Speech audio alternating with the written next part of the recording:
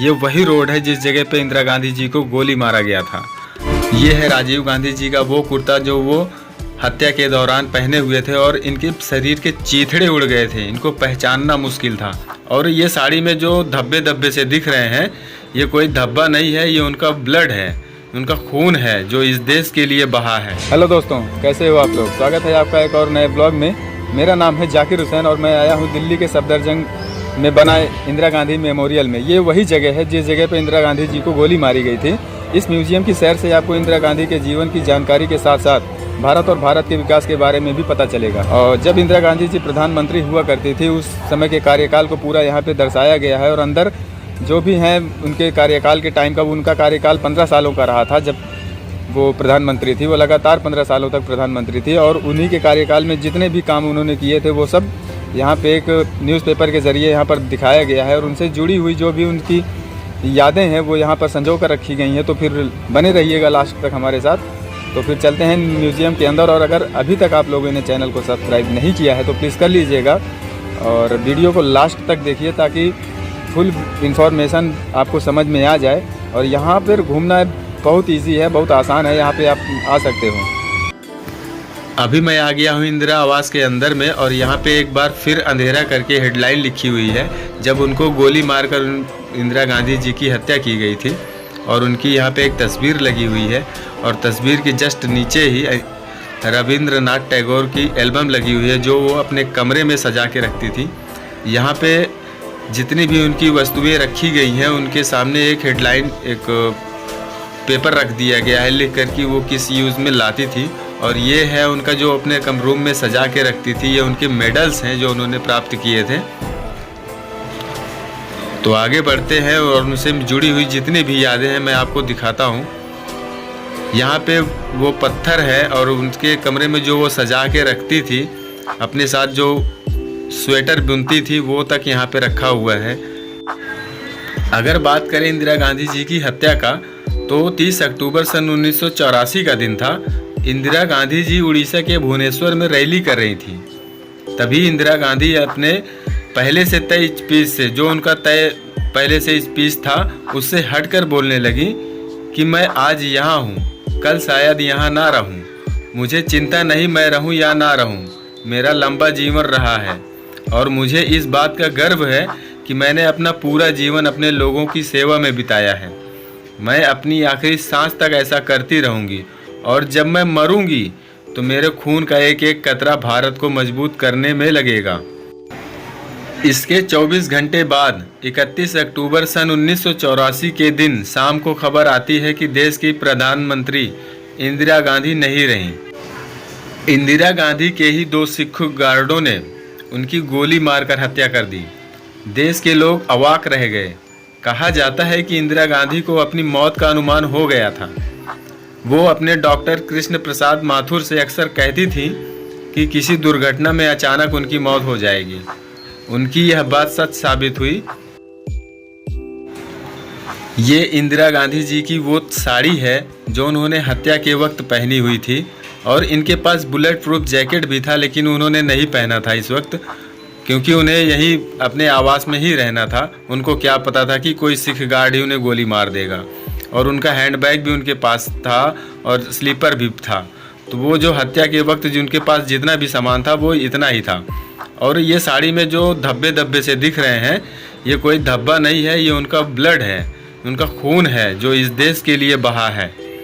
और साड़ी में जो छेद दिख रहा है, ये छेद मामूली छेद नहीं है, इसमें गोली लगकर इसमें छेद हुआ है। यहाँ आने के बाद, ये देखने के बाद मन एकदम भावुक सा हो गया है। और यहाँ पे जो फ़ोटो एल्बम लगी हुई है ये मोतीलाल नेहरू और जवाहरलाल नेहरू की है, जो कि उनके मोतीलाल नेहरू इंदिरा गांधी जी के दादा थे और जवाहरलाल नेहरू जी उनके पिताजी थे। और उनकी यहाँ पूरे परिवार की जो है तस्वीर यहाँ पे लगाई गई है। और यहाँ पर इंदिरा गांधी जी के द्वारा एकत्रित किए गए कई देश के पत्थर यहाँ पर मौजूद हैं, जो उन्होंने एक संग्रह बना रखा था इसका। और ये अपने रूम में सजा कर रखती थी वो।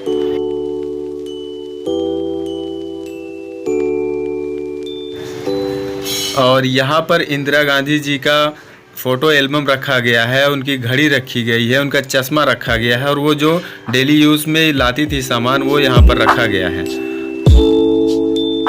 यहाँ पर इंदिरा गांधी जी के द्वारा लिखी गई चिट्ठियाँ हैं जो वो अपने पिता पंडित जवाहरलाल नेहरू के नाम पे लिखी हुई हैं और अपने बेटे राजीव गांधी के नाम पे लिखी हुई हैं।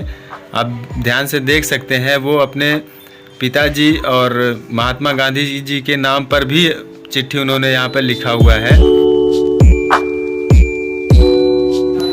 इसके दूसरी तरफ इंदिरा गांधी जी की स्वेटर रखी गई है यहाँ पे और उनका संदूक रखा गया है जो उस समय वो यूज़ में लाती रही होंगी। यहाँ से थोड़ा और आगे जाने पर मुझे दिखाई देते हैं ये बर्तन जो कि तांबे के बर्तन है और ये बर्तन उन्होंने कभी अपने खाने में इस्तेमाल किया रहा होगा और उसी के जस्ट ऊपर लगे हुए हैं ये साड़ियाँ जो वो अपनी शादी में पहन के आई हुई थी।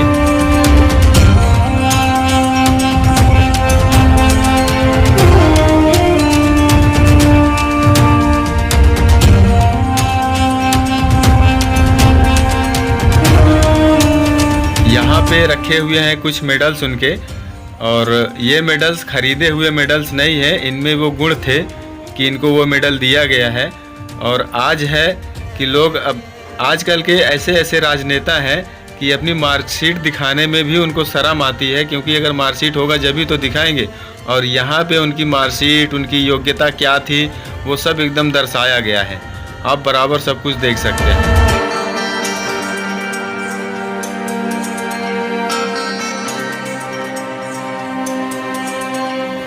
अगर बात करें उनकी मार्कशीट, उनकी सर्टिफिकेट, उनकी मेडल्स की, तो ये वीडियो कम से कम 5-6 घंटे की वीडियो बनेगी, इसलिए मैं बता नहीं पाऊँगा। सबके आगे लिखा हुआ है, आप देख सकते हैं खुद, ये सब उनके मेडल्स हैं।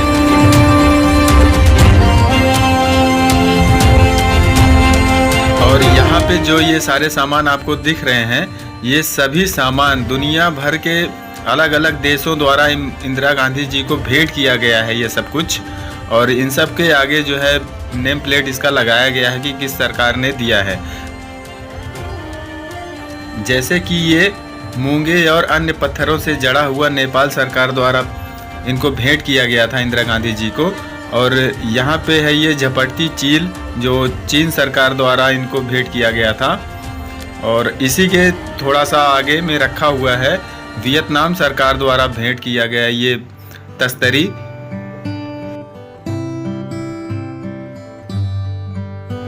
ये है डोम ऑफ द रॉक जो पियानो अध्यक्ष द्वारा भेंट किया गया था इंदिरा गांधी जी को, वो यहाँ पे अभी रखा हुआ है।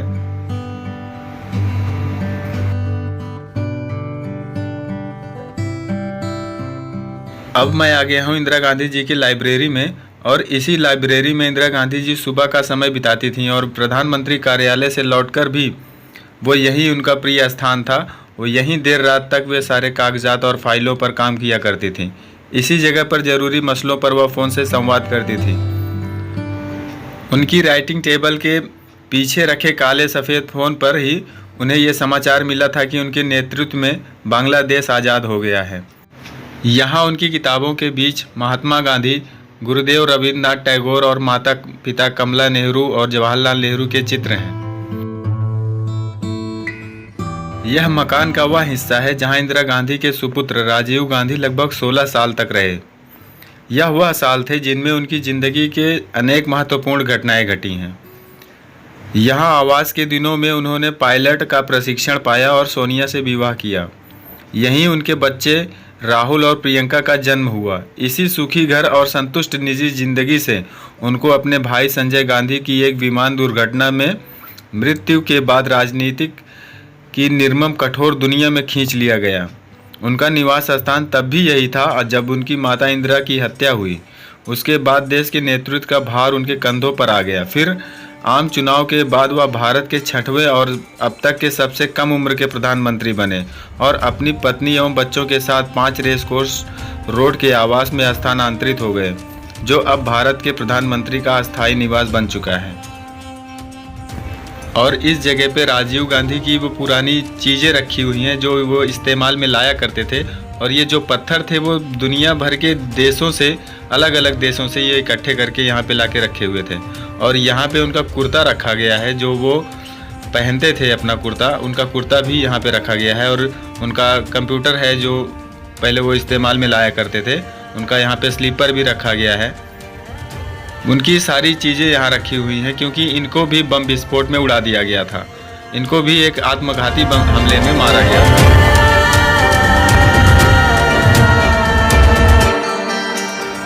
और यहाँ पे राजीव गांधी के पुत्र राहुल गांधी और उनकी बेटी प्रियंका गांधी की फ़ोटो और उनके गॉगल्स वगैरह रखे गए हैं। और फ़ोटो जो है यहाँ पे लगी हुई हैं। उनका यहाँ पे ट्रैवल बैग भी रखा हुआ है, जो यात्रा में वो इस्तेमाल किया करते थे। उनका गॉगल्स भी यहाँ पे पड़ा हुआ है। सब का सब अभी इनका सामान जो है, जो ये डेली यूज़ में लाते थे, वो अभी यहाँ रखा हुआ है। इनकी ये पेन वगैरह यहाँ पे है। राहुल गांधी की देखो इतनी पुरानी फ़ोटो, इनका ट्रैवल बैग।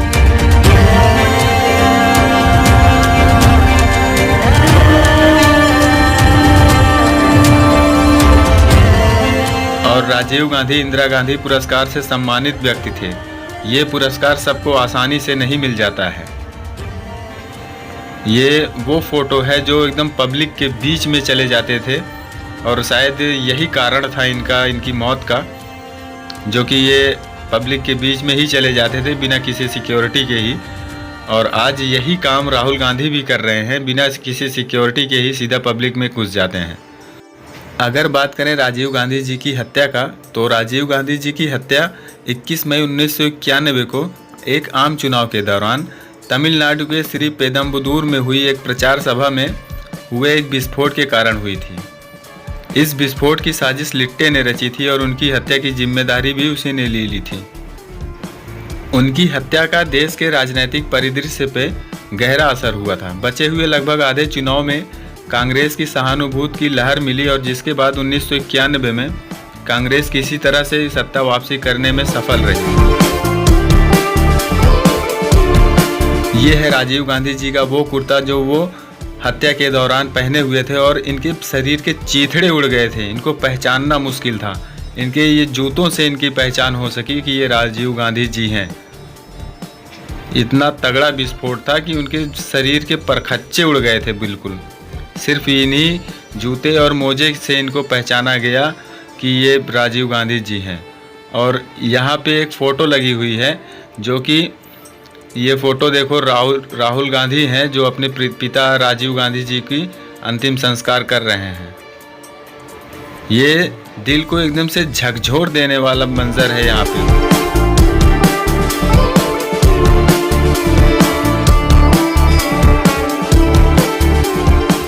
और ये है इंदिरा गांधी जी का बेडरूम। इंदिरा गांधी जी हर सुबह तड़के उठकर 15 मिनट कसरत करती थी। फिर वे अपने अध्ययन कक्ष में जाकर नाश्ते के साथ अखबार पढ़ती थी, और सारे दिन की तैयारी के लिए महत्वपूर्ण दस्तावेज और कागजात देखती थी। अक्सर सवेरे वे अपने पौत्र पोत्री जो राहुल गांधी और प्रियंका गांधी थे, उनको स्कूल के लिए विदा करती थी। इंदिरा गांधी जी से मिलने के लिए भारत के हर कोने से विभिन्न समुदायों के लोग अक्सर अपने अपने धर्म चिन्ह भेंट किया करते थे। वे उन्हें पूरे सम्मान से स्वीकार कर अपने पूजा गृह में रख देती थी। जैसे कि यहाँ पे आप देख सकते हैं, रामायण, भगवत गीता, पवित्र बाइबिल, कुरान शरीफ और गुरु ग्रंथ साहिब देख सकते हैं। वहीं श्रद्धेय मां आनंदमयी का रेखा चित्र रखा है, जिन्हें इंदिरा गांधी अपने बचपन से ही जानती थी। जब उनकी माता कमला नेहरू उनकी भक्त थी तब से।